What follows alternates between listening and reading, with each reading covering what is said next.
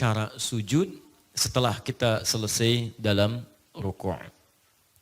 Mas Boy, ada hari ini?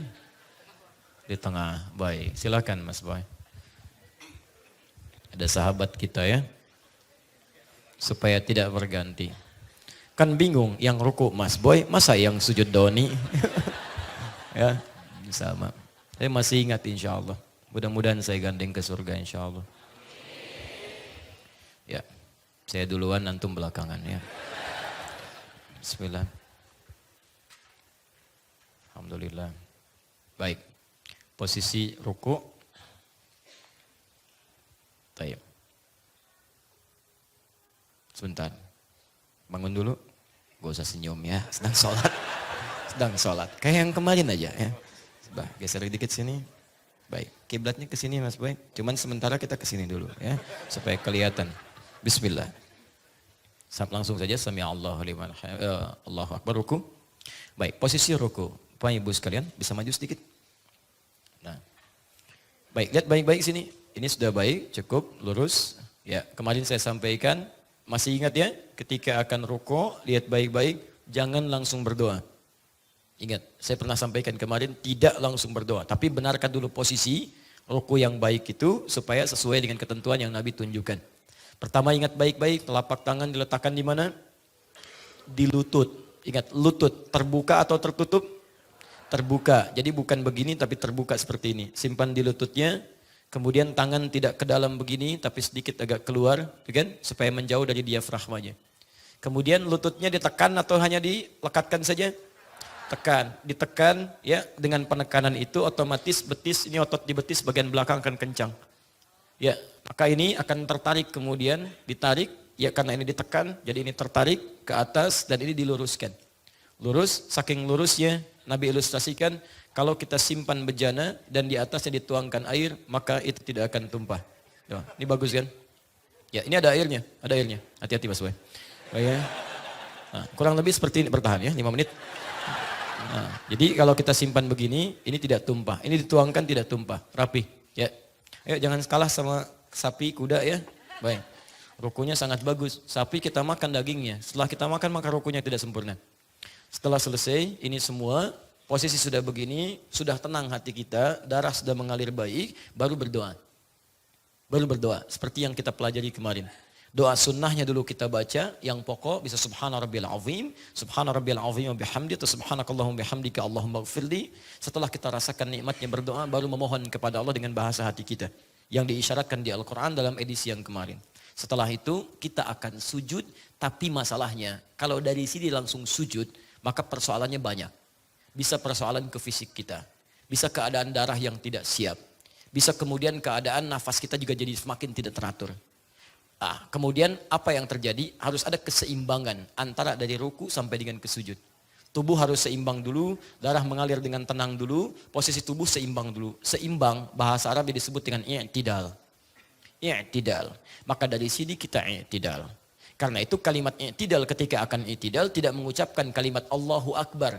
Karena ini adalah jeda perpindahan antara ruku ke sujud. Kalimatnya menggunakan kalimat lain yang akan kita ucapkan. Silahkan Mas Boy, i'tidal. Tayyib. Sami Allahu liman hamidah. Lihat baik-baik. I'tidal artinya tegak seimbang. Lurus, seimbang, tegak. Perhatikan kalimat Nabinya sallallahu alaihi wasallam. Beda ketika beliau memerintahkan ruku. Lihat ruku.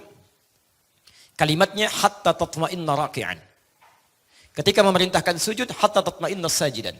Jangan Anda bangun dari ruku sampai ruku Anda tenang. Tenang dulu, tenang, nikmat, baca doanya enak, tenang, baru bangkit. Tapi yang paling menarik ketika bangkit, kalimatnya bukan tatma'inna qa'iman, beda. Hatta ta'tadila qa'iman. Ya, silakan Anda i'tidal, sampai i'tidal ini seimbang dulu. Kalimatnya menggunakan ta'tadil itu tegak sempurna. Sampai Nabi mengatakan, hatta ya'uda kullu qafarin makanu. Sampai semua sendi-sendi yang ada di tubuh ini, yang tadinya dipakai ruku, kembali dulu ke ruasnya masing-masing. Ke tempatnya masing-masing. Maju sedikit. Jadi begitu rukuk, i'tidal, sami Allahu liman hamidah, tahan, baik. Perhatikan, ini diminta oleh Nabi tegak dulu sempurna. Ya, kembalikan dulu tegak. Jangan langsung turun, ada jeda sebentar. Ada jeda. Ya, untuk atur nafas dulu sebentar, darah mengalir dulu dengan enak, tenang ya. Kita ucapkan, kalau kita imam, ya kita ucapkan sami'allahu liman hamidah. Sambil mengatur kita teruskan Rabbana walakal hamd. Bisa mil'a, bisa mil'u.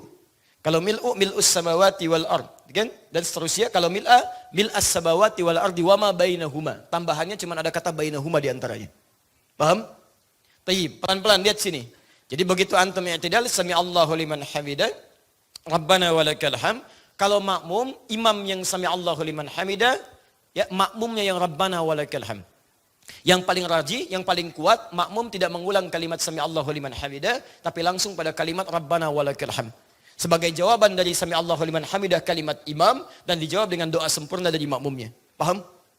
Tayyib, pelan-pelan. Nanti saya tuliskan beberapa kalimat i'tidal dan doa-doa yang terkait dengannya. Tapi inti bahasannya, i'tidal, bangun dari ruku', tegak sempurna, dan ambil persiapan sebelum kita sampai kepada puncak ibadah dalam sholat, yaitu sujud. Nah ini yang menentukan nanti sujud kita itu bisa nyaman atau tidak. Salah satunya dalam i'tidalnya. Orang yang i'tidalnya tidak sempurna, pasti sujudnya pun tidak akan maksimal. Contoh, ruku', i'tidal. Sami'allahu liman hamidah. Sampai sini. Sami'allahu liman hamidah. Sujud. Belum tegak, sudah turun. Apalagi hanya sedikit santai. Baru begini, langsung turun. Maka saya pastikan, demi Allah saya katakan, sujudnya tidak akan nikmat. Dan gak akan sempurna. Tegak, Sami'allahu liman hamidah. Rabbana wa lakal hamd. Mil'as samawati wa mil'al ardi wa bainahuma mil'as ma syi'ta min syai'in ba'du. Tenang. Baru kemudian turun untuk sujud. Paham? Ambil jeda, tenang dulu, napas sudah baik, baiknya sedikit keringatan, tahan. Bismillah, sekarang kita mulai sujud. Baik, pertama hadis riwayat Al-Bukhari nomor hadis 812. Saya sudah tuliskan. Yang ini? Baik. Ya, kita mulai sujud. Perhatikan baik-baik. Hadisnya riwayat Ibnu Abbas radhiyallahu taala anhuma. Saya bacakan hadisnya. An Ibni Abbas radhiyallahu taala anhuma, hadis riwayat sahabat Ibnu Abbas radhiyallahu taala anhuma, semoga Allah meridai kepada keduanya. Umirna an nasjuda ala sab'ati a'zamin. Kami diperintahkan untuk sujud pada 7 anggota tubuh. Jadi nanti saat sujud ini akan ada 7 anggota tubuh yang menempel. Saya ulang, berapa? 7. Baik, dari 7 ini mana yang mulai menempel ketika turun dari i'tidal ke tempat sujudnya. Itu yang akan kita mulai dengan hadis riwayat Abu Daud, belum saya tuliskan, nomor hadis 838 Abu Daud. Nama aslinya Sulaiman As-Sijistani, hafal 500.000 hadis. Bukan hafal biasa, tapi dengan derajatnya. Ini sahih, ini dhaif, ini maudhu dan sebagainya. Dan lisannya mudah mengucapkan hadis, lunak.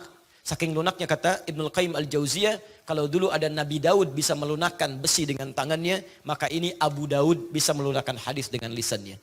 Maka dikenalah di masyarakat dengan sebutan Abu Daud. Nomor hadis 838, posisinya di kitab paling kanan sebelah bawah, riwayatnya dari sahabat bernama Wa'il bin Hujur. Wa'il bin Hujur. Yang kedua, di kitab yang sama, nomor hadis 840 sampai 841. Posisinya paling kiri sebelah atas di kitabnya. Riwayatnya dari sahabat Abu Hurairah radhiyallahu taala anhu. Baik. Sebentar, kita akan praktekkan 2 hadis ini insyaallah dengan perantara saudara kita Akhi Boy. Pertanyaan saya, kalau beliau sujud kelihatan enggak ke belakang? Bagaimana antum bisa mengatakan, kan beliau belum sujud? Saya tunjukkan. Beliau sujud, antum bisa kelihatan. Tolong meja, Pak. Awas.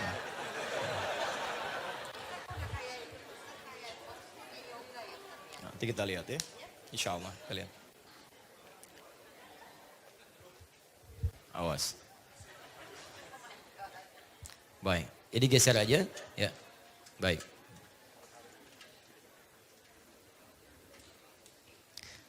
Baik, alhamdulillah. Baik, nggak apa-apa ya. Mas Boy tawakal pada Allah. Baik.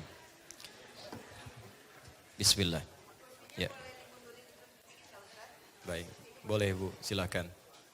Sebentar ya, ini beliau akan tunjukkan, saya akan bantu bimbing. Insya Allah bisa terlihat dan semoga Allah menerima amal ibadah Mas Boy. Baik, bismillah. Baik, nggak apa-apa, bismillah. Antum terbiasa. Nah, jangan katakan tidak kelihatan. Sudah. Dah? Baik, sami Allahu liman hamidah. Baik, rukuk.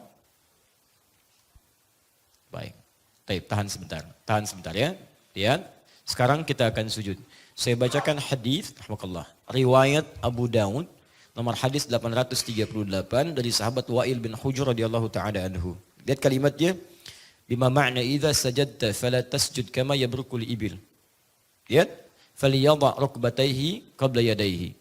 Kalau Anda ingin sujud, jangan sujud seperti duduknya unta. Kalimat untanya menggunakan ibil. Maka dahulukanlah lututnya sebelum kedua tangannya. Maka cara pertama, lutut dulu turun, baru telapak tangan. Mas Boy? Baik, sebentar. Tahan, naik lagi. Naik, baik. Ya. Inilah kehidupan. Baik. Siap? Yakin? Alhamdulillah ya. Baik, kadang-kadang tempatnya tegak tapi badan kita yang kurang sehat, kadang kurang enak ya. Itulah kehidupan. Kadang-kadang tempatnya begini kan, kurang tegang. Bismillah. Ini akan sujud, lutut turun duluan. Baik, silakan. Tahan, pelan-pelan aja Mas. Ya, tenang aja, pelan-pelan ya. Sabar. Semakin banyak diulang, banyak pahala insya Allah. Turun pelan-pelan, sujud. Ya. Tahan. Ini ya. Lutut duluan. Kelihatan? Baik, jadi lutut duluan, baru kemudian telapak tangan, kemudian baru kepala. Ini cara yang pertama. Jelas? Tahan pelan-pelan. Tahan dulu. Ini cara yang pertama, lutut dulu, baru kemudian telapak tangannya. Jelas ya? Cara yang kedua. Naik Pak. Ya, sabar ya. Boleh mundur sedikit aja. Sedikit aja. Ya. Baik. Hadis riwayat Abu Hurairah radhiyallahu taala anhu masih di Abu Daud nomor hadis 841 dari 840 sampai 841. Idza sajadta fala tasjud kama yabrukul ba'ir. Kalimat untanya berubah, ba'ir. Lihat kalimatnya. Faliyadha yadayhi qabla rukbatayhi. Kalau Anda sujud, jangan sujud seperti duduknya unta. Silahkan letakkan, dahulukan telapak tangannya sebelum lututnya. Paham? Maka yang kedua, telapak tangan dulu. Turun. Tahan. Yang kedua. Jelas ya? Naik lagi. Bismillah. Turun pelan-pelan, pelan-pelan. Telapak tangan dulu. Jelas ya? Baru lutut. Nah, sujud. Paham? Baik. Jadi, kalau ada di antara kita, teman-teman sekalian, yang sujudnya kemudian menggunakan lutut dahulu dari i'tidal turun ke tempat sujud, maka dia sedang mengamalkan petunjuk hadis Abu Daud nomor hadis 838, riwayat sahabat Wa'il bin Hujr. Paham? Jika ada yang memulai menggunakan telapak tangan dulu, maka dia pun benar mengamalkan amalan hadis di Abu Daud, cuman beda 2 nomor. Nomor hadis 840 sampai 841, riwayat sahabat Abu Hurairah. Jelas sampai sini? Baik, jadi dari 7 ini kita sudah dapat 2. Baik ya, dari 7 ini dapat kita bagian, 2 bagian. 2 telapak tangan, 2 di lutut. Jelas? Taib. Duduk sebentar di sini saja. Nah, sekarang pertanyaan saya, dari 2 cara ini mana yang paling utama? Ruku dengan sujud dengan lutut dulu atau telapak tangan dulu? Yang lutut angkat tangan. Yang telapak tangan? Baik, sisanya kepala duluan.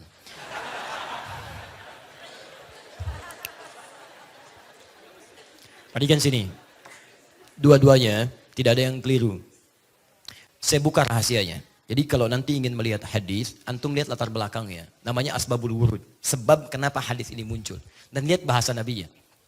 Teman-teman sekalian, Wa'il bin Hujr dibandingkan sahabat Abu Hurairah, sahabat Wa'il radhiyallahu ta'ala anhu itu masuk Islam lebih duluan dibanding sahabat Abu Hurairah. Dan beliau juga termasuk yang paling rajin mengamati ibadah Nabi, sehingga sifat sholat Nabi itu lebih banyak diriwayatkan oleh sahabat Wa'il. Banyak meriwayatkannya. Di awal-awal masa.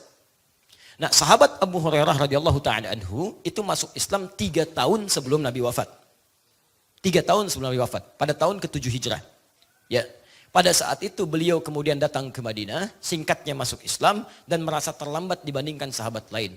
Akhirnya beliau termotivasi lebih mengejar sahabat yang lainnya. Kalau yang lain nunggu di majlis Nabi, beliau menunggu di depan rumah Nabi. Bagaimana cara Nabi jalan, cara Nabi nengok, cara macam-macam cara ibadah diikuti oleh beliau. Ya, radhiyallahu ta'ala anhu. Singkatnya, maaf, 3 tahun sebelum Nabi wafat, berapa usia Nabi? 60 tahun kurang lebih. Beliau wafat sallallahu alaihi wasallam kurang lebih usia 63 tahun. Baik, beliau usia 60 tahun. Dalam riwayat-riwayat menyebutkan saat akan wafatnya, keadaan beliau sudah semakin sepuh. Fisiknya mulai lemah dan sebagainya, bahkan mulai sakit, bahkan sholat mulai ditopang dan sebagainya. Di awal-awal masa-masa keislaman, turun perintah sholat, fisik masih kuat. Bahkan ada perang Badar saat hijrah ke Madinah. Bahkan ada perang Uhud, beliau masih ikut dan sebagainya. Karena itu ketika Anda melihat hadis yang menggunakan yang pertama dari Wa'il, idza sajadta fala tasjud kama yabrukul ibil. Kenapa menggunakan kalimat ibil? Ibil itu nama bagi unta. Untanya masih umum. Belum ada beban, umum, unta. Unta itu banyak namanya. Ada ibil. Kalau untanya unta jantan disebut Jamal. Pak Jamal. Bapak? Bukan, ganteng. Awas, Jamal pakai alif, ganteng. Kalau alif dibuang, Jamal, misal Jamal, itu artinya unta. Jadi kalau antum namanya Jamal misalnya, maka pastikan ada alif tambahannya, Jamal. Antum mau umrah misalnya tulisannya nggak ada alifnya, Jamal. Itu nanti akan bikin bingung imigrasi Saudi.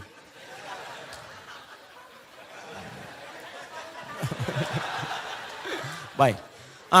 Jamal, unta jantan. Unta betina, naqah. Naqatallahi wa suqyaha fakadzabuhu fa'aqaruha. Unta Nabi Saleh, unta betina. Hatta yalijal jamalu, jamal, unta jantan. Tapi di sini lihat baik-baik. Ba'ir, unta tunggangan, sudah ada beban. Ketika Nabi menyebutkan pada pertama kali sujud menggunakan lutut, kalimatnya menggunakan ibil, unta umum yang belum ada bebannya. Ingin mengisyaratkan masa di zaman Wa'il bin Hujur itu ada, melihat Nabi dalam hal pertama salatnya, Nabi menggunakan lututnya. Di awal-awal masa salat. Ketika kemudian beliau semakin beranjak sepuh dan sebagainya, kalimatnya kemudian berubah ketika menunjuk pada Abu Hurairah. Karena ketika beliau turun lewat salatnya, kalimatnya kemudian berubah kepada sahabat Abu Hurairah. Dari kata ibil menggunakan kata ba'ir, unta yang sudah mulai ada beban. Pertanyaan saya kepada Bapak Ibu sekalian, ini mohon maaf ya, ini tidak harus selalu yang sepuh. Ya, biasanya kalau kita sudah semakin bergerak semakin senior, S-nya banyak sampai sepuh, ya, yang paling punya persoalan pertama apa? Lutut. Karena itu ketika akan sujud, lutut bermasalah, kalau tidak ada alternatif mau pakai apa? Bisa masalah. Sama persis dengan unta yang punya beban tunggangan. Unta berapa kakinya? Kan. Kalau tidak tahu katakan. Baik. Berapa kaki unta? Allahu a'lam, Masya Allah. Lain kali begini, lain kali kalau main-main jangan cuma dilihat, tanyakan pada pawangnya. Saya serius. Kami punya kelas di Tripoli dan juga di Bekasi. Kita kalau sedang praktek tafsir Al-Quran tentang hewan-hewan dalam Quran, kita keluarkan hewannya, kita pergi ke kebun binatang. Saya bikin kelompok. Ini serius. Kelompok unta, kelompok kera, kelompok macam-macam. Terus kemudian analisis. Bisa kelompok unta, kenapa Allah meminta menganalisis unta? Afala yanzuruna ilal ibili kaifa khuliqat. Ada apa di unta? Kelompok kera, kenapa Yahudi dikutuk jadi kera, bukan hewan lainnya? Quran surah kedua ayat 65. Kunu qiradatan khasiin. Kenapa jadi kera? Dilihat, dianalisis. Antum kenapa disebutkan burung bulbul tidak melihat bagaimana kekuatan daya burung bulbul menjelajah tempat dari negeri Sabah ke tempatnya Nabi Sulaiman. Bagaimana seekor burung kecil punya kemampuan menembus yang demikian. Burung apa itu? Lihat dan sebagainya. Ada pemetaan. Ternyata burung dulu jadi intelijen, jadi pengintai. Sekarang yang manfaatkan itu militer dari kalangan yang lain. Dia pasangkan alat-alat itu untuk memonitor, dia pasangkan kamera selain cincin pada burung. Di burung itu kalau dalam penelitian ilmiah dipasangkan cincin untuk dilihat bagaimana migrasinya, kemana dia terbang. Sekarang digunakan pada 2 hal. Pertama, untuk spionase bagi sementara kalangan-kalangan negara tertentu. Yang kedua, bahkan digunakan untuk membawa virus. Ini yang bahaya. Ini yang bahaya. Ya. Tapi kita dulu pernah diberikan isyarat bahwa burung bisa digunakan untuk membawa manfaat. Kalau burung migrasi begini, tandanya apa? Kalau burung cepat keluar, tandanya apa? Ini cuma contoh. Nah, unta ternyata setelah diteliti kakinya dua. Dua. Yang depan tuh tangannya, yang belakang kakinya. Betul. Nanti antum lihat ya. Unta satu-satunya hewan yang punya selaput di matanya. Jadi begitu ada badai, langsung nutup, dia bisa jalan. Antum punya Ferrari, Lamborghini, Lamborghini, yang macam-macam lah pokoknya. Pakai di padang pasir. Begitu badai, antum diam. Kaya, bagus, mobil mewah. Diam, unta lewat. Masya Allah. Tutup. Unta satu-satunya hewan yang punya tembolok. Bisa menampung air. Sampai 3 bulan dia bisa nggak minum. Antum jangan bangga kalau baru busa puasa. Nggak minum 3 hari, jangan bangga. Unta 30 hari. Baru sebulan. Yang paling hebat 90 hari. 3 bulan. Teman-teman, salah satunya unta, hewan paling sensitif. Dan paling perasa. Panas luar biasa, dia bisa tahan panas. Tapi giliran memberikan susu pada anaknya, dia akan mengeram masuk ke dalam air, dia katakan Setelah itu kemudian dia bangkit, baru dia susui anaknya. Apa rahasianya? Supaya dingin air susunya. Begitu unta punya rasa terhadap anaknya. Ya, dan hebatnya dia juga punya rasa kepada orang yang memperlakukan kepada dirinya. Kami pernah di Libya punya pengalaman, ada seorang yang kasar kepada unta. Jarang diberi makan, sering dipukul dan sebagainya. Ini kisah nyata. Apa yang terjadi? Satu malam didobrak kandangnya dengan kakinya ditendang, kemudian dicari tempat tuannya, diperhatikan sampai di mana dia tidur, diinjak-injak sampai meninggal. Unta. Ya, makanya kalau satu saat ke piramid kemana antum ketemu unta, ya Masya Allah. Coba lihat, ya sayang unta, ya, Masya Allah. Ini unta, ba'ir punya beban. Makanya kalau antum lihat, kalau unta yang biasa ketika akan duduk dia, masih biasa, itu dia dahulukan telapak tangan. Depannya, tekuk begini. Tapi kalau sudah ada beban, ya kebalik dia. Kebalik. Ya, maka dia akan terbalik. Kalau ada beban, dia dahulukan apa dulu? Telapak tangannya. Kalau tidak ada beban, dia lakukan apa dulu? Lutut. Nah, kita harus terbalik dengan unta. Terbalik dengan unta. Maka kalau tidak ada beban, dahulukan lutut. Kalau ada beban, dahulukan telapak tangan. Itu asalnya. Tapi hukumnya kalau dikaitkan dengan kaidah hadis jam'u wa taufik, bukan karena ada bebannya, bukan karena Nabi sepuhnya, karena ada orang yang tidak sepuh tapi lututnya bermasalah. Misal cedera lutut dan sebagainya, ya. Mau sujud, dia berdiri aja begini. Kenapa? Belum sepuh. Masya Allah, bukan. Bukan karena sepuhnya antum tidak bisa menggunakan tangan, bukan. Maka namanya illat dalam ilmu hadis. Illat penyebab Nabi tidak bisa menggunakan lututnya karena ada ketidakmampuan menggunakan lutut. Jangan dilihat kepada sepuhnya. Karena hukum itu al-ibratu bi'umumil lafzi la bi khususis sababi. Hukum itu berlaku bukan karena khusus sebabnya tapi keumuman lafadznya. Artinya apa? Kalau ada orang bermasalah lututnya, gunakan telapak tangannya. Kalau ada orang bermasalah telapak tangannya, gunakan lututnya. Karena itulah Ibnul Qayyim Al-Jauziyah menulis kitab pertama sifat salat Nabi, beliau memilih menggunakan lututnya. Biasanya kalau pilihan ulama, tokoh besar dipilih, maaf, rakyatnya ikut. Masyarakat ikut. Coba lihat, Kiai A pilih pakai ini, antum ikut. Ustaz tadi bismillahnya pakai apa ya? Dijaharkan, bismillahirrahmanirrahim. Saya ikut juga. Ikut. Biasanya kalau tokoh mengerjakan sesuatu, yang lain ikut. Itu umum. Makanya kemudian ketika Syekh Al-Albani menulis kitab sifat salat Nabi, beliau merajihkan yang menggunakan telapak tangan. Salah satunya bukan ingin menepikan menggunakan lutut, salah satunya supaya memberikan solusi bagi orang-orang yang tidak tahu kalau dengan telapak tangan pun bisa digunakan. Jadi ini bukan menunjuk mana yang lebih kuat, yang lebih sunnah di antara satu keduanya. Tapi hanya alternatif yang memudahkan bagaimana cara sujud. Jadi jangan sampai ada perselisihan di antara kita hanya persoalan cara sujud saja. Ya, suami pakai lutut, ya istrinya pakai telapak tangan. Di situ belajar pada ustadz yang berbeda, merasa yang paling sunnah ini yang bahaya. Begitu suami turun kemudian menggunakan lututnya, tidak sunnah. Masya Allah. Ya, tuh. Baik jelas ya. Baik, ini penting saya tekankan karena di Bekasi pernah ada kejadian suami istri bu, ini nyata. Tidak tegur sapa semalaman karena persoalan ini. Istri belajar pada seorang guru menggunakan telapak tangan. Suami pakai lutut. Ini nyata, saya langsung berkomunikasi. Suaminya pulang telat satu kali ke rumah, terlampau malam karena macet pekerjaan, sampai di rumah belum sholat isya. Begitu sholat di samping istri, istri melihat saat sujud menggunakan lutut duluan. Begitu selesai salam, tanpa muqaddimah. Istri. Tanpa mukadimah, langsung mengatakan, papa sholatnya nggak sesuai sunnah. Tanpa mukadimah. Suami, karena pemimpin, jiwa pemimpin, apa yang paling dominan? Sifat pemimpin? Sifat yang paling dominan, pemimpin tidak mau dipimpin. Makanya ibu kalau punya persoalan pada suami, ingat, pemimpin tidak mau dipimpin, tidak menerima saran, hanya menerima masukan. Makanya kalau Anda ingin masuk pada seorang pemimpin, masuk lewat pertanyaan atau hal-hal yang membuat solusi yang terbaik. Lihat baik-baik, papa sholatnya salah, gak sesuai sunnah. Maka muncullah pembelaannya, mama yang belum baca hadis. Padahal dua-duanya gak baca. Gak baca. Besoknya senyum, ketika bertemu ya, kemudian nanya suaminya kenapa? Ya papa sholatnya pakai lutut duluan, harusnya sujud pakai telapak tangan dulu. Besoknya saya tunjukkan, dua-duanya ada di kitab yang sama. Nih, yang pakai lutut paling kanan nomor hadis 838, yang pakai telapak tangan paling kiri nomor hadis 840 sampai 841. Akhirnya apa yang terjadi dua-duanya? Senyum.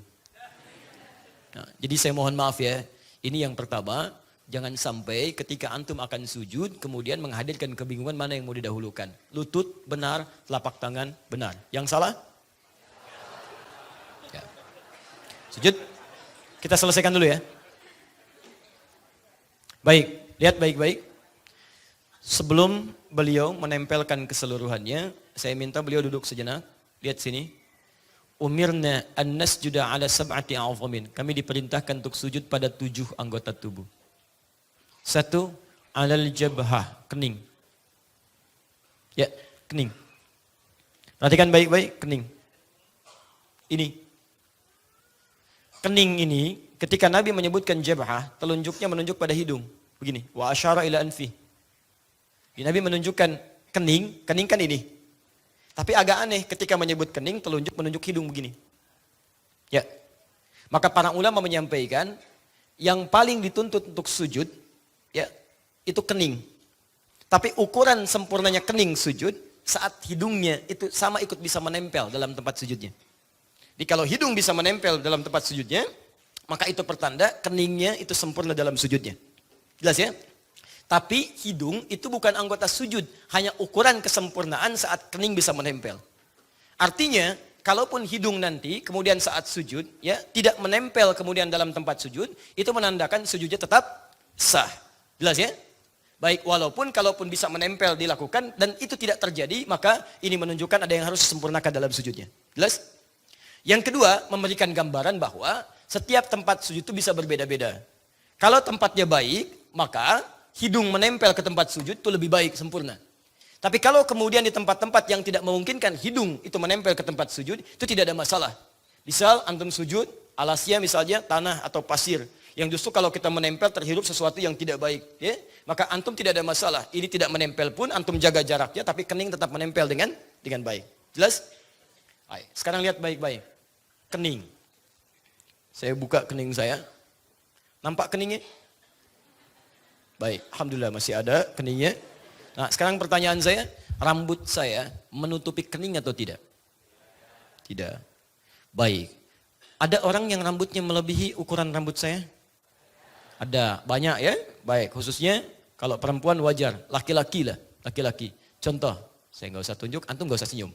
Baik ya? Baik. Contoh ada banyak di sekitaran kita. Misal, ya. Oke, langsung saja. Rugi kalau senyum tidak ditunjuk. Mas. Ya.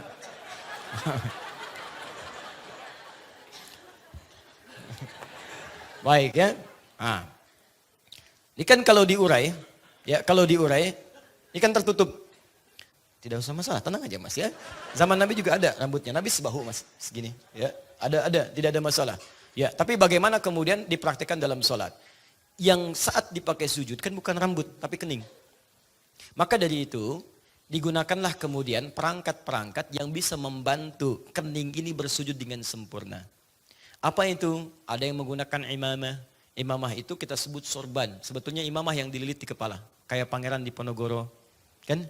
Imam Bonjol dan sebagainya. Ya, kayak sahabat kita, Dai misalnya Agim dan sebagainya. Ya, jadi dililit ke sebelah sini, itu salah satunya untuk bisa memberikan perlindungan kepada keningnya saat akan dipakai sujud, sehingga bisa sujud dengan sempurna. Rambut itu tuh.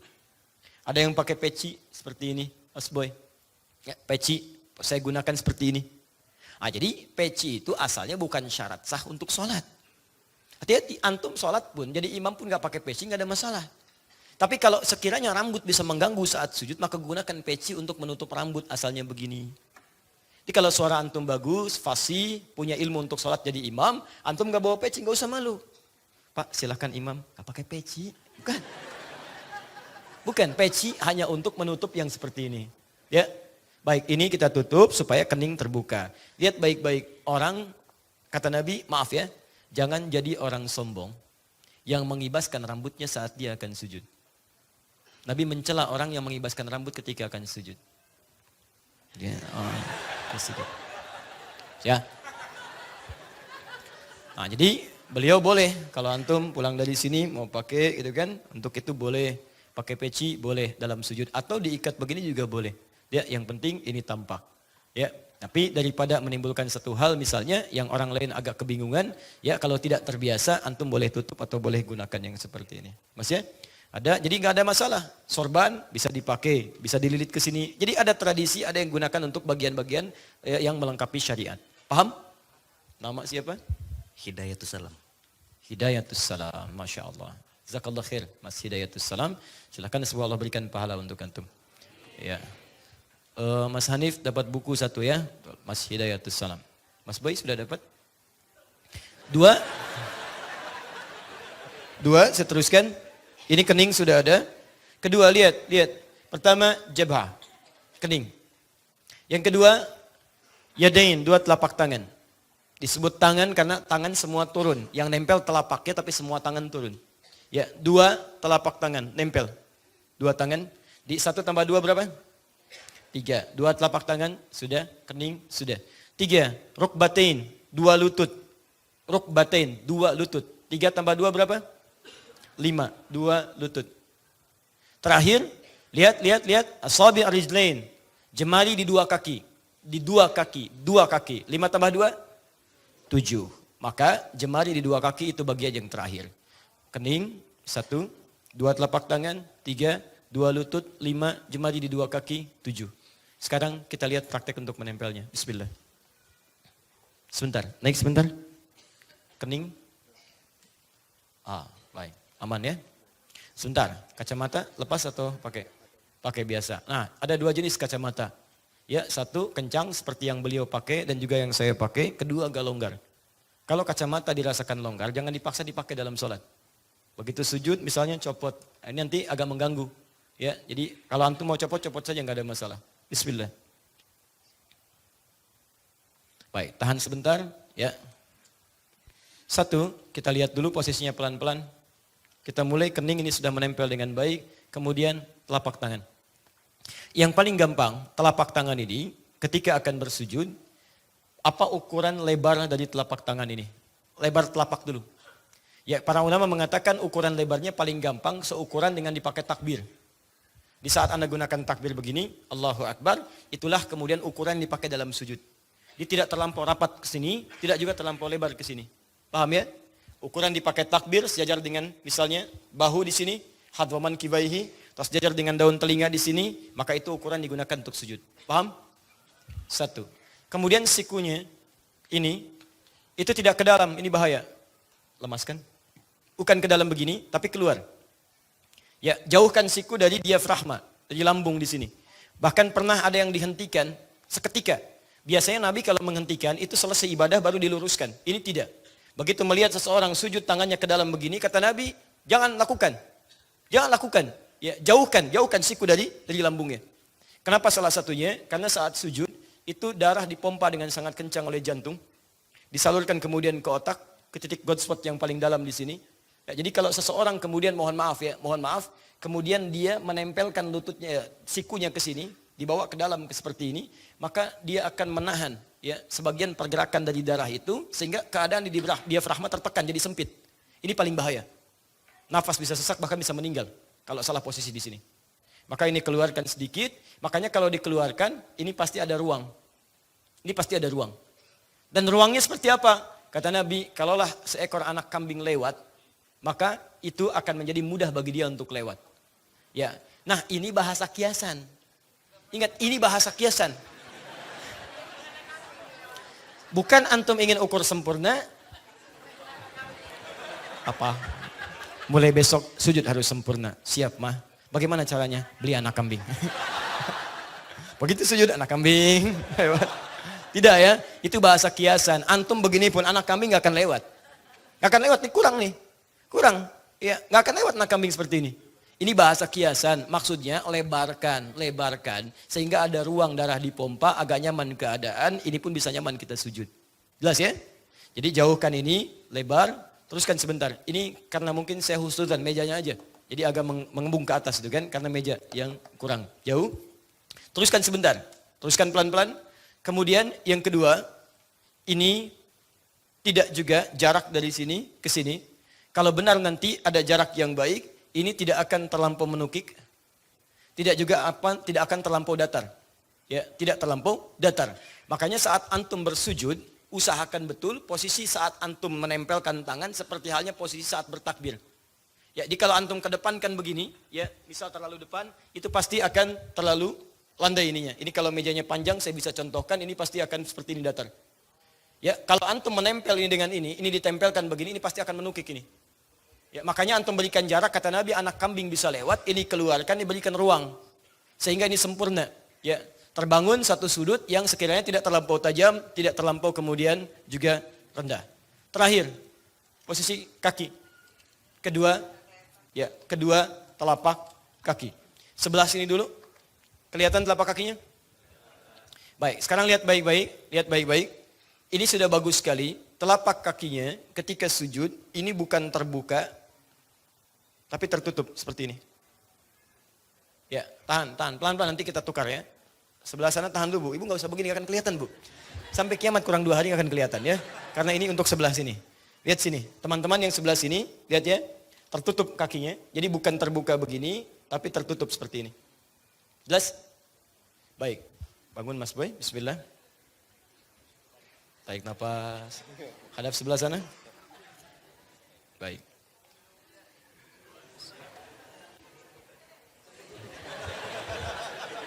Ya, sujud. Bismillah. Tahan sebentar.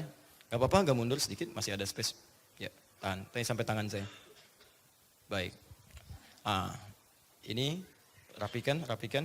Ibu lihat, untuk yang kaki ini tidak terbuka begini, tapi tertutup seperti ini. Jelas ya?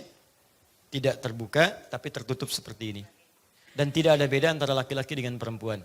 Sama seluruhnya. Ini posisi kakinya. Jelas ya? Kepala sudah jelas, tangan sudah jelas sampai siku, lutut sudah, ini juga sudah. Posisi ini harus sempurna dulu menempel. Saya teruskan hadisnya. Idza sajadta famakkin sujudaka. Kalau Anda sujud, maka tempelkan betul anggota tubuh untuk sujud itu. Jadi Anda jangan dulu berdoa, bukan mengambang tapi menempel. Kening menempel. Setelah itu, lihat hatta tatma'inna sajida. Sampai tenanglah keadaan kita sujud. Jadi antum tempelkan dulu, kalau darah sudah mengalir dengan enak, dengan tenang, baru setelah itu antum berdoa kepada Allah Subhanahu wa taala. Jelas sampai sini? Tayyib. Lihat baik-baik. Nanti saya tunjukkan sisi ilmiahnya. Pertemuan berikutnya saya turunkan doanya. Nanti saya undang kawan, seorang dokter juga, yang nanti insya Allah bisa saling menerangkan dan bersinergi apa rahasia di balik kening ini. Sehingga dalam posisi sujud darah dipacu dan ada mengalir terpusat ke otak. Dan ada satu titik di sini yang sangat menentukan. Sampai disebut dengan titik God spot. Dan cuma Al-Quran yang menerangkan itu, hadis memperdalam, antum akan temukan di kitab lain. Ini yang akan menentukan tentang aspek capaian yang kita raih tadi. Ya, pelan-pelan kita baru sampai sini, kita belum berdoa. Nah, ada rahasia besar dalam sujud yang doa kalau kita panjatkan saat itu berpeluang seketika dikabulkan oleh Allah Subhanahu wa taala. Bagaimana bacaan doanya, seperti apa jenisnya, kita nanti akan teruskan pada pertemuan yang berikutnya di bulan yang akan datang. Ya.